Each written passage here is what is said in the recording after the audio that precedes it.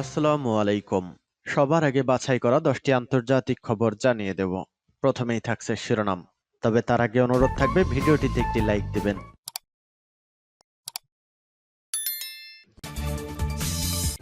জানিয়ে দিব হাতে থাকা সর্বশেষ আপডেট আন্তর্জাতিক সংবাদ।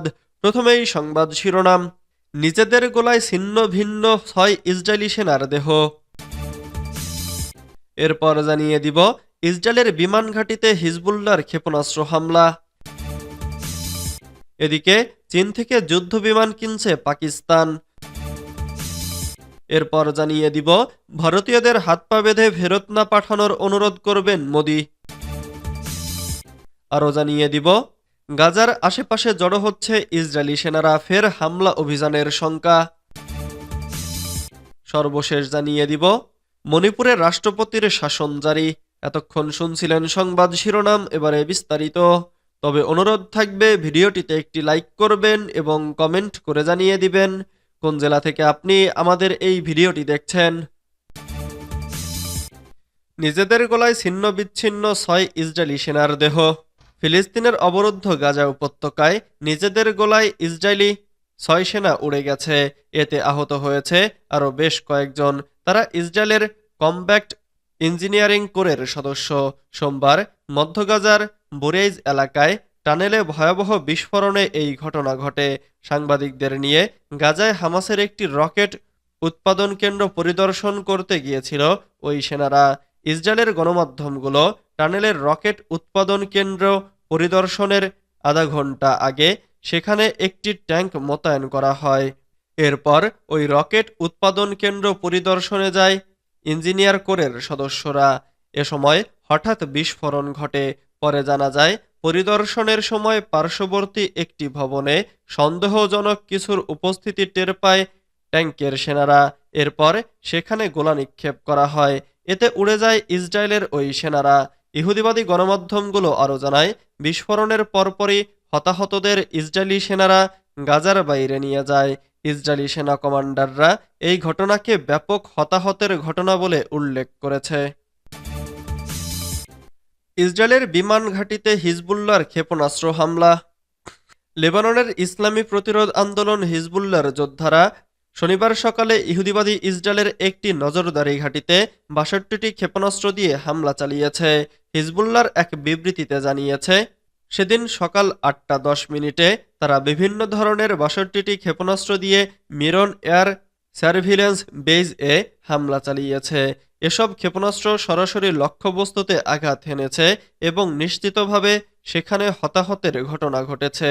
লেবাননের রাজধানী বৈরুতে বসবাসরত হামাসের উপপ্রধান সালেহ আল আরুরির গুপ্ত হত্যার প্রাথমিক জবাব হিসেবে এ হামলা চালানো হয়েছে বলে হিজবুল্লাহ ওই বিবৃতিতে জানিয়েছে। গণমাধ্যমের খবরে জানানো হয়েছে সেদিন সকালে হিজবুল্লাহ ক্ষেপণাস্ত্র ছুড়লে ইসরায়েলের পক্ষ থেকে ওই অঞ্চলের বাসিন্দাদেরকে ক্ষেপণাস্ত্র হামলার বিষয়ের সতর্ক করে সাইরেন বাজানো হয়। এ সময় ইসরায়েলের উত্তর সীমান্ত এলাকার কয়েকটি ইহুদি বসতি এবং গোলান মালভূমিকে সতর্ক অবস্থায় রাখা হয়।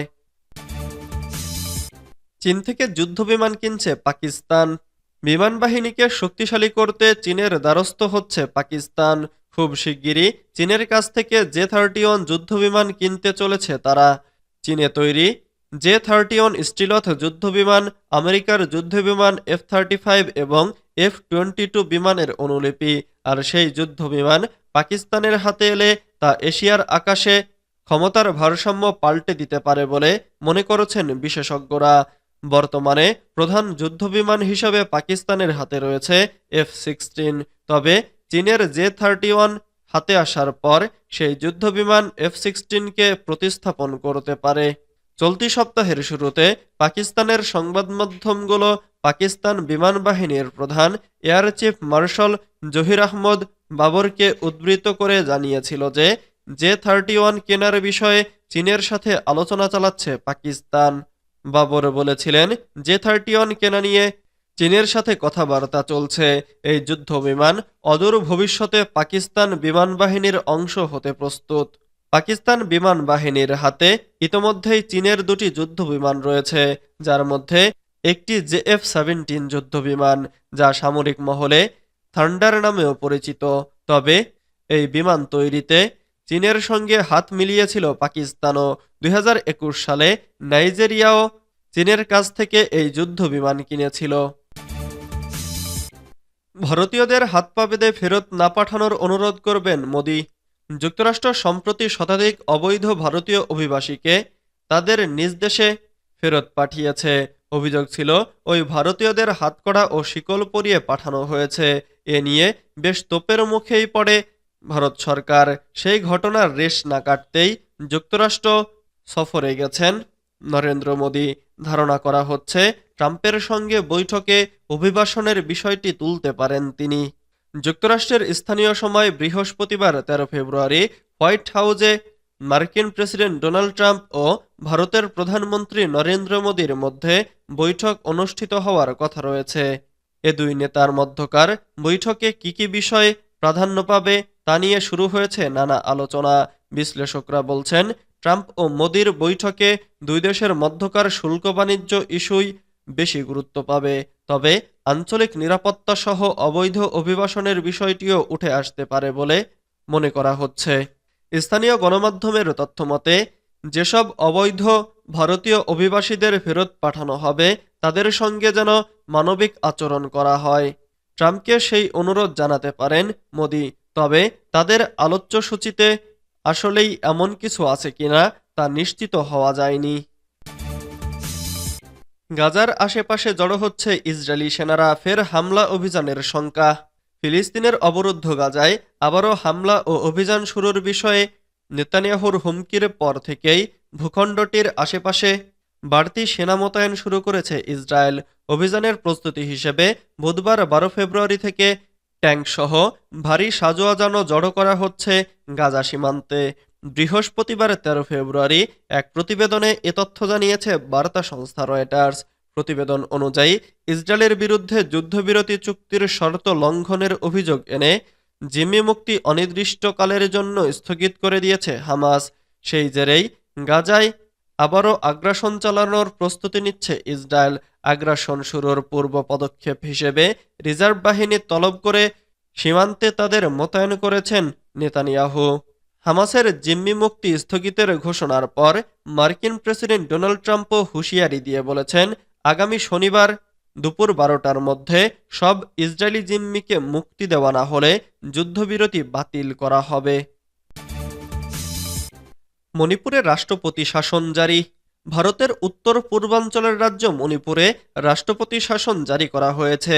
বৃহস্পতিবার 13 ফেব্রুয়ারি সন্ধ্যায় কেন্দ্রীয় সরকার এ সিদ্ধান্ত জানিয়েছে।